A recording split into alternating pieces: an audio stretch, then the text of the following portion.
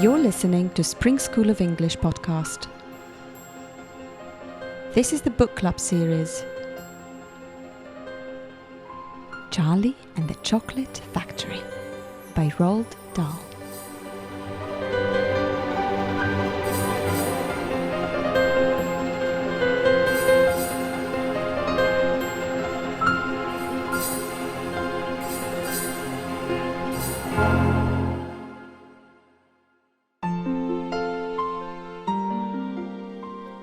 Chapter 4: The Secret Workers.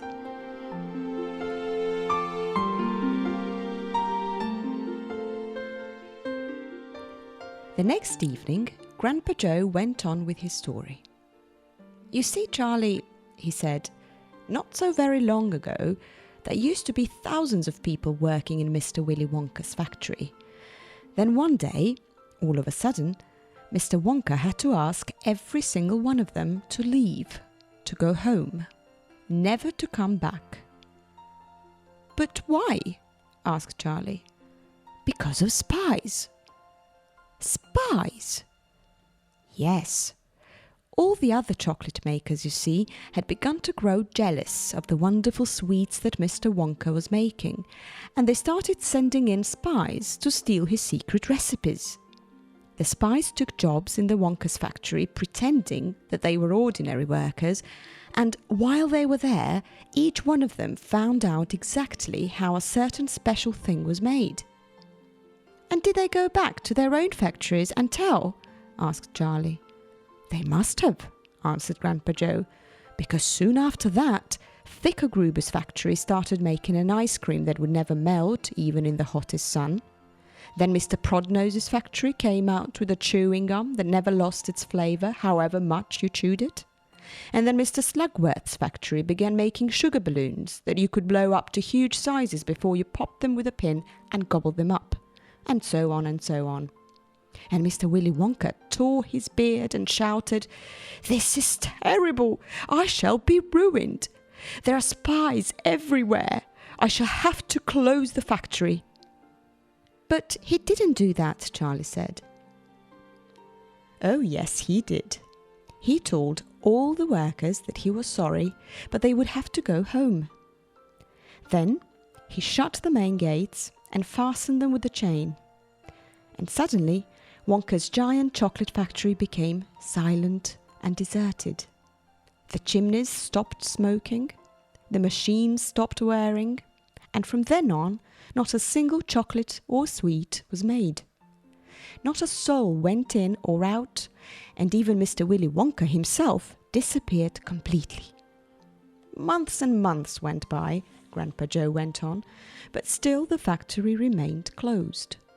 And everybody said, 'Poor Mr. Wonka, he was so nice, and he made such marvellous things, but he's finished now, it's all over.' Then something astonishing happened. One day, early in the morning, thin columns of white smoke were seen to be coming out of the tops of the tall chimneys of the factory. People in the town stopped and stared. 'What's going on?' they cried. 'Someone's lit the furnaces. Mr. Wonka must be opening up again.' They ran to the gates, expecting to see them wide open and Mr. Wonka standing there to welcome his workers back. But no! The great iron gates were still locked and chained as securely as ever, and Mr. Wonka was nowhere to be seen. 'But the factory is working!' the people shouted. 'Listen, you can hear the machines. They're all whirring again, and you can smell the smell of melting chocolate in the air.'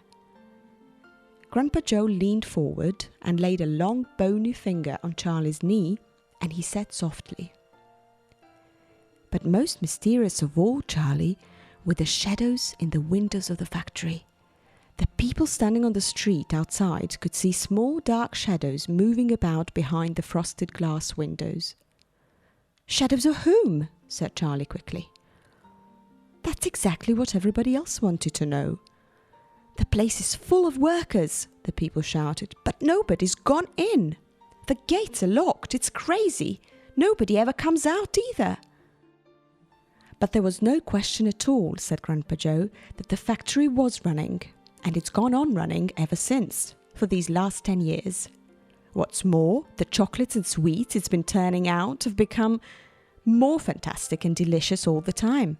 And of course, now when Mr. Wonka invents some new and wonderful sweet, neither Mr. Fickelgruber, nor Mr. Prodnose, nor Mr. Slugworth, nor anybody else is able to copy it. No spies can go into the factory to find out how it is made.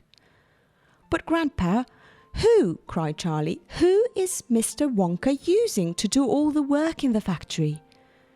Nobody knows, Charlie. But that's absurd. Hasn't someone asked Mr. Wonka? Nobody sees him anymore. He never comes out. The only thing that comes out of that place are chocolates and sweets. They come out through a special trapdoor in the wall, all packed and addressed, and they are picked up every day by post office trucks. But, Grandpa, what sort of people are they that work in there? My dear boy, said Grandpa Joe, that is one of the great mysteries of the chocolate-making world. We know only one thing about them. They are very small.